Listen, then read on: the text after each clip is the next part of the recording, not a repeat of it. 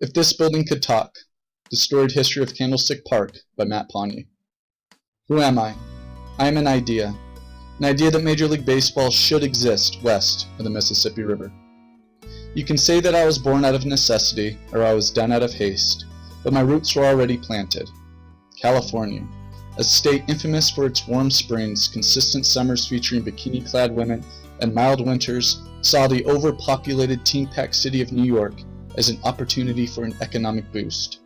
San Francisco, a city starving for something more, won the bid to house a Major League Baseball team in 1957, and the New York Giants of the ill-fated Polo Grounds were on their way. The landscape of baseball would forever change. I was built on a plot of land just south of the city.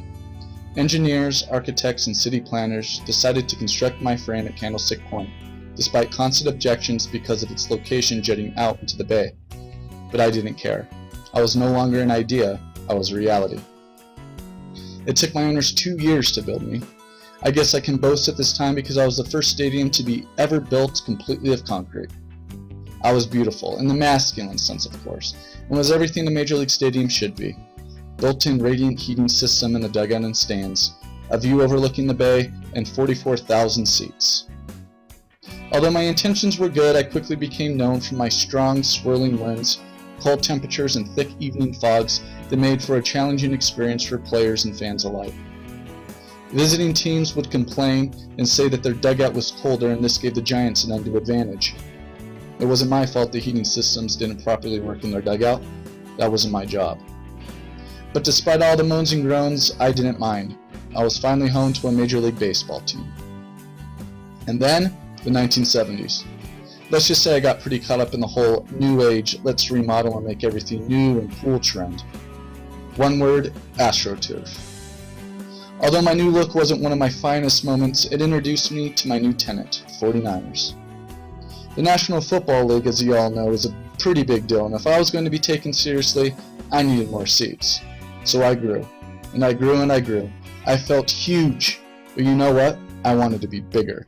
I needed to enclose myself completely. So in 1978, I did just that, reaching a modest 62,000 seats. I even got a complete facial and reinserted my natural grass. I was beautiful once again.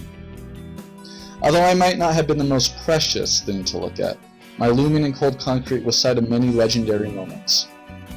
Whether it was the 2 All-Star games and 6 postseason series hosted by the Giants, including the infamous World Series of 1989, where my foundation and columns crumbled under the grinding pressure of the Loma Prieta earthquake, which hit during Game 3, I overcame it and I stood my ground.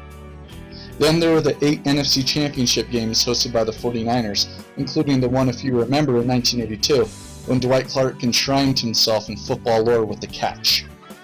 And then there was the final concert performed by the Beatles in 1966, and 21 years later, the famous Mass said by Pope John Paul II. I always seemed to be the center of attention despite my lackluster appearance. Although people around the world and countless sporting fans knew me by the name Candlestick, the city of San Francisco and my owners grew greedy and thought it a necessary task to change my name 4 different times. I went from Candlestick-Park in 1960 to 3Com Park in 1995 to Monster Park in 2004, then back to my proper name Candlestick-Park in 2008, when the city finally came back to its senses.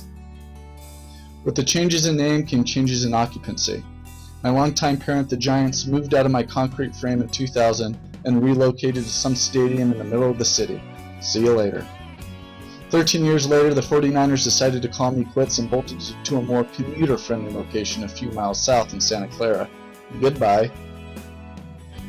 I know my time here is limited as plans have been made for my foundation's removal to make way for some high-end apartment complexes, but I will forever be here and planted at this point, cemented into the hearts of all who step foot on my green grass. From Willie Mays, Juan Marichal, and Barry Bonds, to Joe Montana, Jerry Rice, and Steve Young, to all those who sat on my orange seats and shivered blue through 9 innings. This is my story. This is who I am. I may not forever be here, but this is who I am. I am baseball. I am football.